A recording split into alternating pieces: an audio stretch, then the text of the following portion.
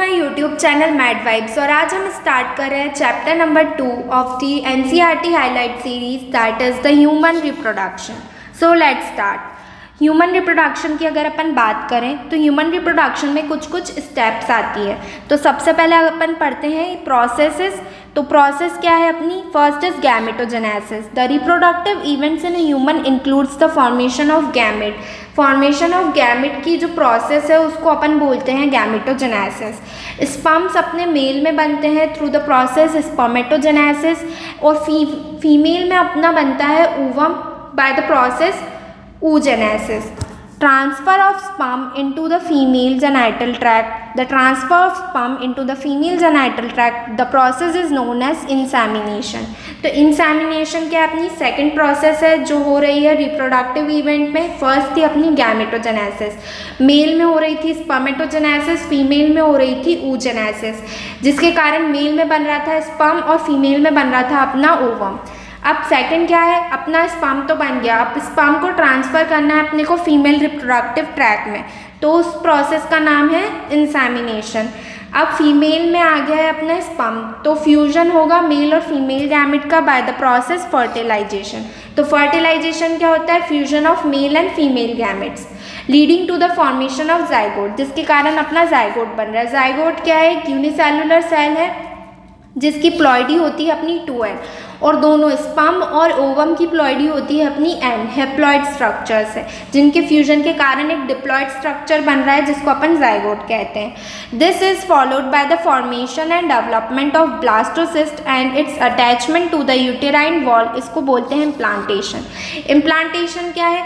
Implantation हो रहा है अपना 7th day of the post fertilization, मतलब अपना जाइगोट के फॉर्मेशन के 7th डे बाद अपना क्या हो रहा है? इम्प्लांटेशन हो रहा है। और इम्प्लांटेशन किस स्ट्रक्चर का होता है? तो इम्प्लांटेशन होता है अपना ब्लास्टोसिस्ट का। एम्ब्रियोनिक डेवलपमेंट क्या होता है? Embryonic development is known as gestation.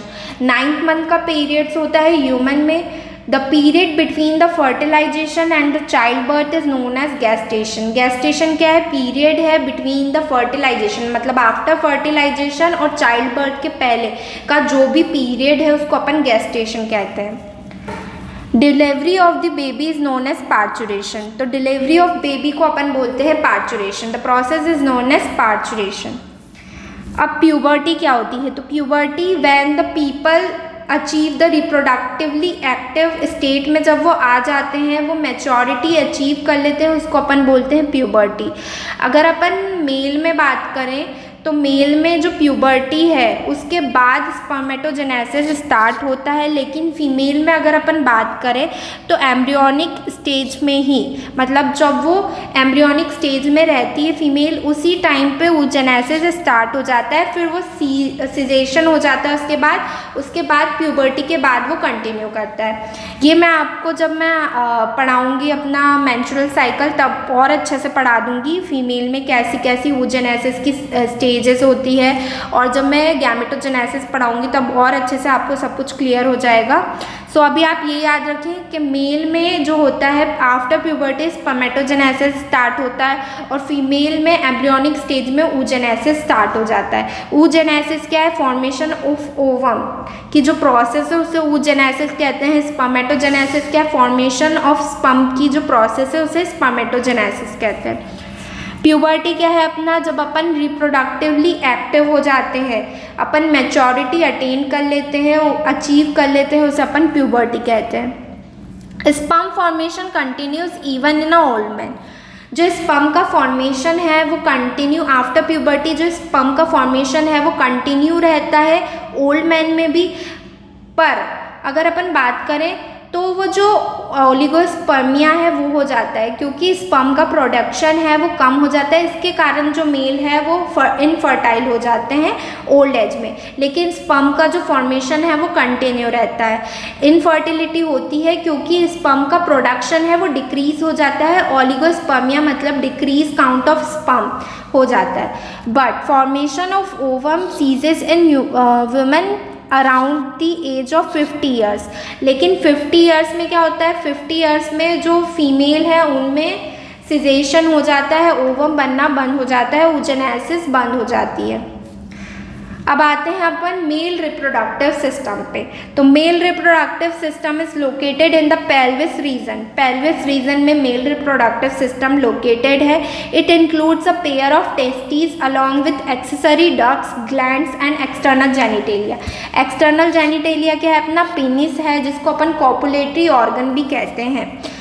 Now the testes are situated outside the abdominal cavity within the pouch called as scrotum। important line है ये कि जो टेस्टीज है वो कहाँ सिचुएटेड है, तो वो सिचुएटेड है एक पाउच में जिसको अपन स्क्रोटम कहते हैं, और ये एब्डोमिनल कैविटी के आउटसाइड है। ये रीज़न क्यों है? पहला तो ये कब हो रहा है? 7th month of the pregnancy testes descent into the scrotum. Important line है ये कि 7th month of the pregnancy में अगर मेल है तो उसमें टेस्टीज डिसेंट होती है कहाँ पे? स्क्रोटम में, आउटसाइड द एब्डोमिनल कैविटी। ये क्यों होता है? क्योंकि टेस्टोस्टेरोन का जो लेवल है वो इंक्रीज हो जाता है। अगर टेस्टीज है वो फेल टू डिसेंट, मतलब अगर टेस्टीज है वो स्क्रोटम में नहीं डिसेंट हो पा रही है, तो उस कंडीशन को अपन क्रिप्टोर ऑर्किडिज्म कहते हैं। क्या बोलते हैं? क्रिप्टो ऑर्किडिज्म। अब रीज़न क्या है क्यों होना चाहिए स्क्रोटम में टेस्टीज का डिसेंट? क्योंकि स्क्रोटम हेल्प करता है maintaining the low temperature of the testes, that is 2 to 2.5 degree Celsius lower than the normal internal body temperature necessary for the spermatogenesis. Scrotum help करता है लोअर मेंटेनेंस ऑफ टेम्परेचर में, क्योंकि 2 से 2.5 degree Celsius अपने को lower temperature चाहिए normal temperature से spermatogenesis की प्रोसेस के लिए। अगर अपन बात करें अब टेस्टीज की, तो testes is covered by a dense covering. Dense covering क्या है? फाइब्रस कनेक्टिव टिश्यू की डेंस कवरिंग है जो प्रोवाइड करती है उसको स्ट्रेंथ, रिजिडिटी एंड प्रोटेक्शन। तो ये आपको याद रखना है कि डेंस कवरिंग किसकी है? फाइब्रस कनेक्टिव टिश्यू की डेंस कवरिंग है जो strength, rigidity and protection provide करती है। Each testes has about 250 compartment called as testicular lobes. तो अब अपन यहाँ जाते हैं कि हर टेस्टीज में 250 टेस्टिकुलर लोब्स होते हैं। Each testes has 250 testicular lobes. Each lobe contain 1 or 3 highly coiled seminiferous tubule in which the sperms are produced। तो अपने को ये याद रखना है कि 2 टेस्टीज है अपने पास। हर टेस्टीज मतलब एक टेस्टीज में 250 टेस्टिकुलर लोब्स है, तो टोटल टेस्टीज में कितने होंगे? 500 टेस्टिकुलर लोब्स होंगे। नाउ अगर अपन बात करें तो 1 से 3 सेमिनिफेरस ट्यूब्यूल्स प्रेजेंट रहते हैं हर टेस्टिकुलर लोब में। हर टेस्टिकुलर लोब में कितने सेमिनिफेरस ट्यूब्यूल प्रेजेंट है? 1 to 3 सेमिनिफेरस ट्यूब्यूल प्रेजेंट है। और स्पर्म प्रोडक्शन कहाँ हो रहा है? स्पर्म प्रोडक्शन हो रहा है अपना सेमिनिफेरस ट्यूब्यूल्स में। Each seminiferous tubule is lined on its inside by the 2 types of cell called as male germ cells, जिसे अपन स्पर्मेटोगोनिया कहते हैं, सर्टोली सेल्स। सर्टोली सेल्स का दूसरा नाम क्या है? नर सेल्स, जिनका फंक्शन क्या है? नरिशमेंट और न्यूट्रिशन प्रोवाइड करना स्पर्मेटोगोनिया को। तो मेल जर्म सेल्स 2 टाइप के सेल्स प्रेजेंट है अपने सेमिनिफेरस ट्यूब्यूल में। Each seminiferous tubule is lined by 2 types of cells. The male germ cells they are called as spermatogonia cells and second is Sertoli cells, जिनको अपन नर sales भी कहते हैं, और इनका फंक्शन है अपना नरिशमेंट और न्यूट्रिशन प्रोवाइड करना जर्म सेल्स को। द मेल जर्म सेल्स, इसकी प्लॉइडी क्या होती है? मेल जर्म सेल्स की 2n प्लॉइडी होती है। ये अंडरगो करते हैं मियोटिक डिवीजन और इनसे अपना स्पर्म बनता है, finally leading to the sperm formation. While Sertoli cell provide nutrition to the germ cell. जितनी भी लाइन्स हैं, जितने भी क्वेश्चंस हैं, वो सारे NCERT बेस्ड ही आते हैं। कुछ 1-2 क्वेश्चंस होंगे जो बाहर से आ सकते हैं, लेकिन अगर अपन देखें तो 360 में से कम 340 मार्क्स के जो क्वेश्चंस हैं वो NCERT से ही आते हैं, और NCERT आपको सारी एक्सप्लेनेशन भी देता है। मतलब अगर फंक्शन पूछा है तो फंक्शन दे रखा है NCERT में कि वो न्यूट्रिशन प्रोवाइड करता है जर्म सेल्स को, Sertoli cells. The region outside the seminiferous tubule is called as interstitial spaces. तो जो सेमिनिफेरस ट्यूब्यूल्स हैं अपने 1 to 3 सेमिनिफेरस ट्यूब्यूल्स प्रेजेंट रहते हैं अपने किस में? अपने प्रेजेंट रहते हैं टेस्टिकुलर लोब्स में। लेकिन उसके बाहर अगर अपन एरिया देखें तो उस एरिया को अपन बोलते हैं इंटरस्टिशियल स्पेस, और इंटरस्टिशियल स्पेस में ब्लड वेसल्स प्रेजेंट रहती हैं और प्रेजेंट रहते हैं इंटरस्टिशियल सेल्स। इंटरस्टिशियल सेल्स का और क्या नाम है? Leydig cells. इंपॉर्टेंट क्वेश्चन है, आउटसाइड द सेमिनिफेरस ट्यूब्यूल कौन से सेल प्रेजेंट रहते हैं? इंटरस्टिशियल सेल्स प्रेजेंट रहते हैं, जिनको अपन लिडिक सेल्स भी कहते हैं। और लिडिक सेल्स क्या करते हैं? लिडिक सेल्स टेस्टोस्टेरोन का सिक्रीशन करते हैं। तो टेस्टोस्टेरोन का प्रोडक्शन कौन कर रहे हैं? लिडिक सेल्स कर रहे हैं। Leydig cells synthesises and secrete the testicular hormones that is androgen, और सबसे ज़्यादा एंड्रोजन जो पाया जाता है वो है अपना टेस्टोस्टेरोन।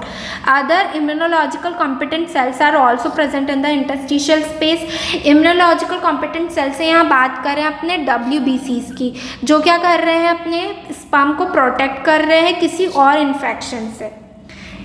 अब आते हैं अपन मेल सेक्स एक्सेसरी डक्ट्स पे। तो जितनी भी एक्सेसरी डक्ट्स हैं उनकी बात करते हैं। सबसे पहले मैं ये फ्लो चार्ट के वे में आपको समझा देती हूँ। सेमिनिफेरस ट्यूब्यूल्स में अपने स्पर्म का प्रोडक्शन हुआ, फिर वो रेटी टेस्टिस में गया, रेटी टेस्टिस से वो वासा एफ्रेंशिया में गया, तो 10 से 12 अपनी वासा एफ्रेंशिया प्रेजेंट रहती हैं।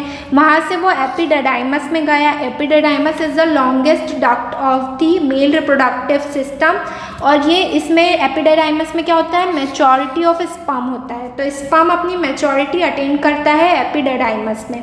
एपिडिडाइमस से वासा डिफरेंस में गया। वास डिफरेंस क्या है अपना? वास डिफरेंस वो अपना स्पर्म को स्टोर करता है अप टू 3 मंथ्स, मतलब स्पर्म स्टोरेज जो होता है up to 3 months vas deferens में हो सकता है। यहाँ से वास डिफरेंस से इजैक्यूलेटरी डक्ट में गया, इजैक्यूलेटरी डक्ट से अपना यूरेथ्रा में गया। यूरेथ्रा एक सिंगल डक्ट है यूरेथ्रा। यूरेथ्रा को अपन यूरिनोजेनाइटल डक्ट भी कहते हैं। और फिर यूरेथ्रा से अपना पीनिस में गया। पीनिस क्या है? अपना एक्सटर्नल जेनिटेलिया है। फोरस्किन। अब मैं यहाँ पे ये जो डायग्राम है वो बहुत इंपॉर्टेंट है, क्योंकि डायग्राम बेस्ड अगर MCQs आते हैं तो वो इस डायग्राम से आ सकते हैं। तो आप ये डायग्राम बहुत अच्छे से देख लें। This are the testicular lobes. ये है अपने टेस्टिकुलर लोब्स, ठीक है। टेस्टिकुलर लोब्स हैं, इसमें अपने क्या प्रेजेंट रहते हैं? 1 to 3 सेमिनिफेरस ट्यूब्यूल्स प्रेजेंट रहते हैं। सेमिनिफेरस ट्यूब्यूल से कहाँ पे जा रही है अपने स्पर्म्स? रेटी टेस्टिस में जा रहे हैं। रेटी टेस्टिस से कहाँ जा रहे हैं? वासा एफ्रेंशिया में जा रहे हैं। वासा एफ्रेंशिया कितने होते हैं? 10 से 12 नंबर होते हैं वासा एफ्रेंशिया। वासा एफ्रेंशिया से एपिडिडाइमस में जा रहे हैं। ये सारे पेयर्ड स्ट्रक्चर है। Epididymis is a paired structure, जो कि लॉन्गेस्ट ट्यूब होती है, ये लॉन्गेस्ट डक्ट होती है। क्यों लॉन्गेस्ट डक्ट होती है? क्योंकि ये कॉइल्ड है, इसलिए ये लॉन्गेस्ट लग रही है, ठीक है। तो ये लॉन्गेस्ट इसलिए है क्योंकि ये कॉइल्ड स्ट्रक्चर है। यहाँ पे मैच्योरिटी ऑफ स्पर्म होता है। फिर यहाँ से आता है अपना वासा डिफरेंस में। वासा डिफरेंस में क्या होता है? स्पर्म का स्टोरेज होता है, up to 3 months sperm store रह सकते हैं वासा डिफरेंस पे। Then ejaculatory duct. Ejaculatory duct इस डायग्राम में नहीं दे रखी है, पर इजैक्यूलेटरी डक्ट प्रेजेंट रहती है। इजैक्यूलेटरी डक्ट के बाद अपना यूरेथ्रा आता है। क्या आता है? इजैक्यूलेटरी डक्ट के बाद अपना ये यूरेथ्रा आता है, और यूरेथ्रा से अपना कहाँ आता है? पेनिस में आता है स्पर्म। ये सारे देखो मैंने फ्लो चार्ट से बता दिया। Seminiferous tubule of the testis से अपना कहाँ आ रहा है? रेटी टेस्टिस में। रेटी टेस्टिस से वासा एफ्रेंशिया, वासा एफ्रेंशिया से epididymis, then vas deferens, ejaculatory duct. दे नहीं रखा है डायग्राम में, लेकिन लिख रखा है इन्होंने NCERT लाइन्स में। Then urethra. Urethra originates from the urinary bladder and extends through the penis to its external opening called as urethral meatus. मतलब यूरेथ्रा की ओपनिंग होती है पेनिस में, उसका नाम क्या है? यूरेथ्रल मीएटस। ये फ्लो चार्ट के फॉर्म में अगर आप करेंगे तो आपको बहुत ईजिली याद हो जाएगा ये सारा, और कोई कन्फ्यूजन भी नहीं रहेगा। The penis is the male external genitalia. जो पीनिस है वो क्या है? एक मेल एक्सटर्नल जेनिटेलिया है। फिर उसके बाद अपन बात करें, it is made up of special tissue. Special tissue से बना हुआ होता है, जो हेल्प करता है erection of the penis to facilitates insemination. Insemination मैंने आपको पहले ही बता दिया है। It is a transmission of sperm in a female reproductive tract. Female reproductive tract में जो स्पर्म का ट्रांसमिशन होता है, मतलब स्पर्म का जो ट्रांसपोर्ट होता है, उसे अपन इंसेमिनेशन बोलते हैं। The enlarged end of the penis is called as glans penis and is covered by the loose fold of the skin called as foreskin. Foreskin को अपन प्रीफ्यूज भी कहते हैं और removal of foreskin is called as circumcision. The process is known as circumcision. Glans penis क्या है? Glans penis enlarged end है penis का जो कि covered रहता है अपना loose fold of skin से जिसको अपन foreskin कहते हैं. ये इंपॉर्टेंट क्वेश्चन है, MCQ में पूछा गया है बहुत सी बार नीट में, तो ये याद रखें कि ग्लैंस पीनिस क्या है? इनलार्ज एंड है पीनिस का, covered by loose fold of skin called as foreskin. Foreskin का दूसरा नाम क्या है? प्रीफ्यूज है, प्रीप्यूज है, और इसको अपन इसके रिमूवल को अपन बोलते हैं, प्रोसेस को बोलते हैं circumcision. The male accessory glands. अब ये सारी अपनी मेल एक्सेसरी डक्ट्स थी, अब अपन आते हैं मेल एक्सेसरी ग्लैंड्स पे.